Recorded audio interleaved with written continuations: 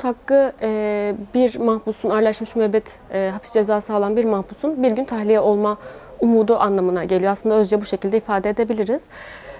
Ağırlaşmış müebbet hapis cezası alanların Türkiye'nin 2024 yılında Temmuz ayında Birleşmiş Milletler İşkenceye Karşı Komite'ye sunmuş olduğu verilere dayanarak ağırlaşmış müebbet, yani totalde bütün mahpusların oranına oran uygulandığında %1,24 oranında ağırlaşmış müebbet hapis cezası alan hükümlü olduğunu ifade etti ve buradaki bu veriye dayanarak da yaklaşık olarak 4000 ağırlaşmış müebbet hapis cezası alan mahpus olduğunu ifade edebiliriz. Ancak bunun ne kadarı umut hakkı kapsamına girer, ne kadar mahpus girmez, buna dair somut bir veri yok elimizde.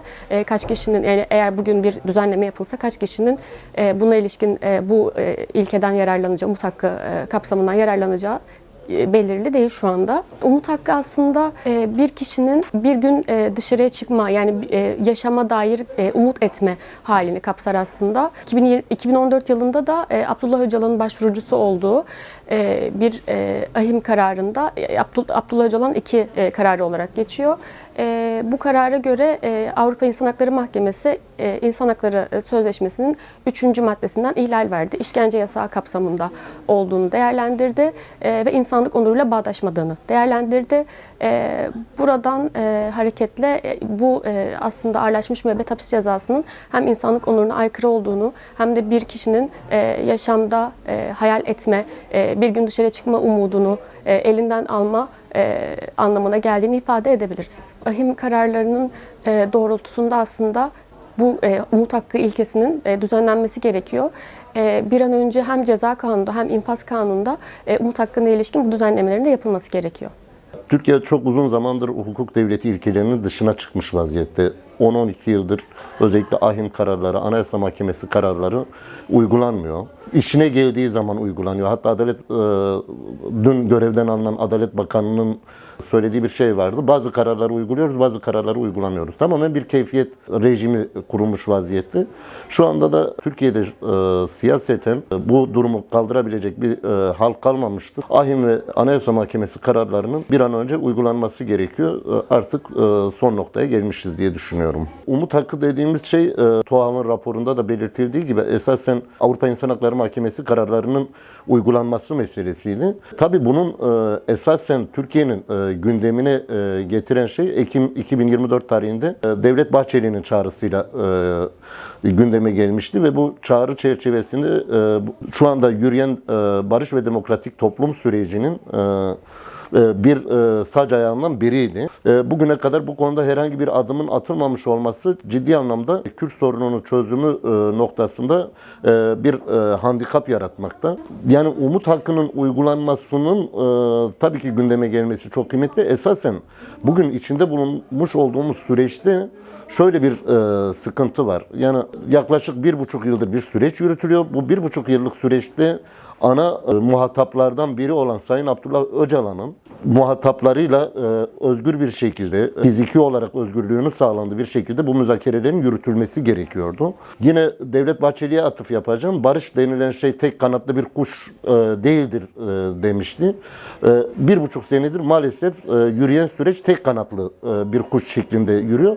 Bu da özellikle Kürt halkında ve Kürt halkının dostlarında ciddi bir güvensizlik yaratıyor. Yani bu umut hakkının gündeme gelmesi ve umut hakkının uygulanması aynı zamanda barışın her iki kanada kavuşması, bu kuşun her iki kanada kavuşması ve Sayın Öcalan'ın da yürüttüğü müzakere sürecinde ilgililerle, devlet yetkilileriyle, muhataplarıyla ve diğer gazetecilerle, sivil toplum örgütleriyle özgür bir şekilde iletişiminin sağlanması ve bu iletişim çerçevesinde aynı zamanda sürece bir güvenin sağlanması anlamına geliyor. Bu anlamda umut hakkının uygulanmasının çok önemli olduğunu düşünüyoruz. Esas etkisini toplum üzerinde olacağını düşünüyorum. Çünkü bu dönemde yaşamış olduğumuz bu süreçte evet başlarken çok ciddi bir toplumda bir heyecan söz konusuydu. İşte barış ve demokratik toplum çağrısı yapıldı. Bunun üzerine sembolik olarak silahların yakılması söz konusu oldu. Ama geldiğimiz noktada özellikle Sayın Öcalan'ın dışında bir Öcalansız tartışma zemini oluşmaya başladı. Yani Öcalan'a rağmen Öcalansız bir ortam, yani bu işte basında sürekli konuşulur ya, işte demsiz bir dem tartışması, CHP'siz bir CHP tartışması. Şu anda da bu süreçte yaşamış olduğumuz şey Öcalansız bir Öcalan tartışması. Herkes Öcalan'ı kendi tuttuğu yerden yorumluyor. Bu esasen işte Umut Hakkı'nın uygulanması esasen Öcalan'ın kendisinin fiziken kendisini ifade edebilmesi, toplumla bağ kurması, topluma kendi görüşlerini aracısız olarak taşıması bu anlamda çok önemli. Sürecin de halkların güvenini sağlanması anlamında da bunun sürece çok büyük ivme kazandıracağını düşünüyorum ben.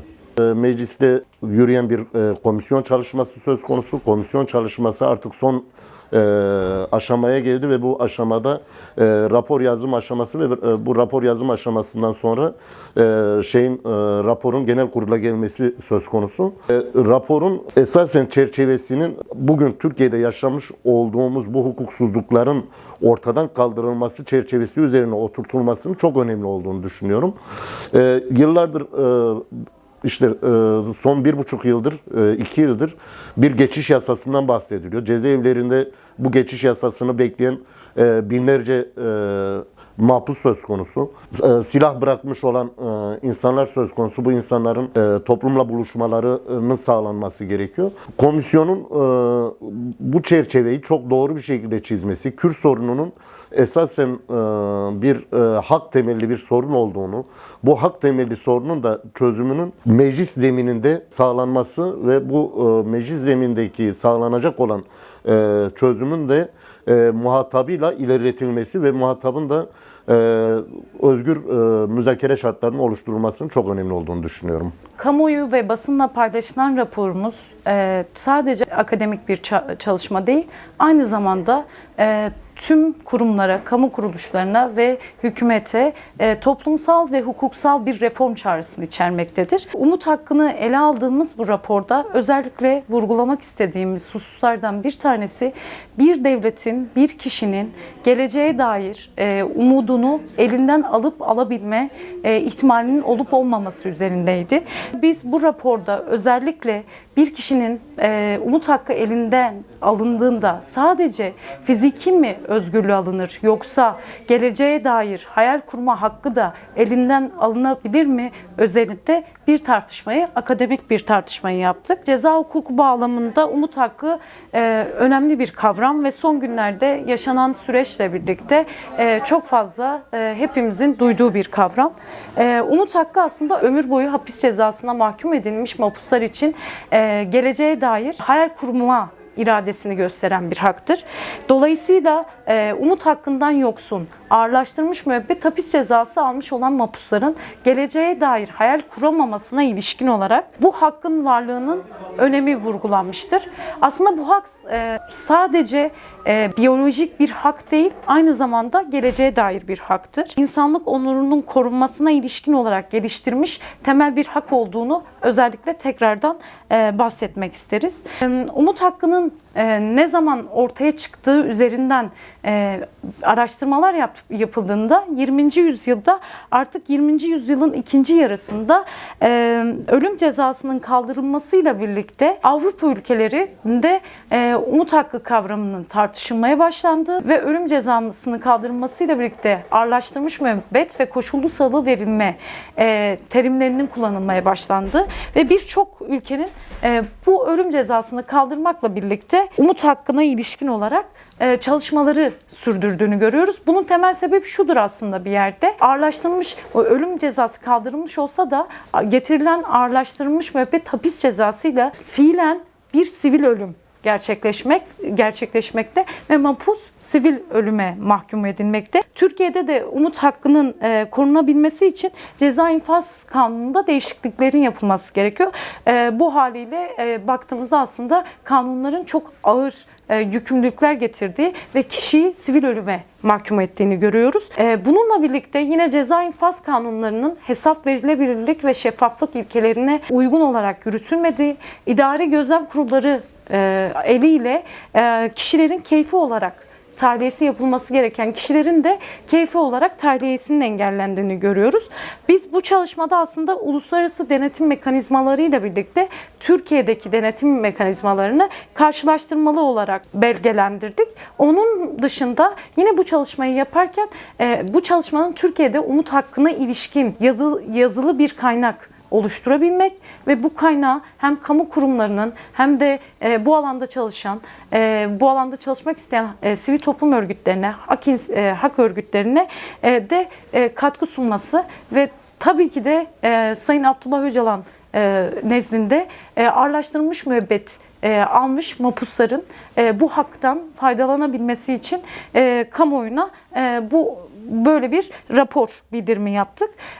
Bundan sonraki aşamada vakıf olarak aslında yapacağımız çalışmalarda bu raporu hem kamu kurumlarıyla hem diğer sivil toplum örgütleriyle, insan hakları örgütleriyle paylaşmayı ve bunun üzerinden çalışmamızı büyütmeyi düşünüyoruz. Bununla birlikte yine Türkiye Devleti'ni koşullu salıverme hükümlerine ilişkin olarak düzenlemeleri yapmaları, ağırlaştırılmış müebbet hapis hükümlerine ilişkin olarak şeffaflık ilkesine uygun olarak bu verilerin kamuoyuyla paylaşmasını, umut hakkının tanınması ve bu hakkın ivedilikle ceza infaz kanununda bahsedilen kanuni düzenlemeler yapılarak getirilmesini ve buna ilişkin de katkı olması için bu raporu yayınladık.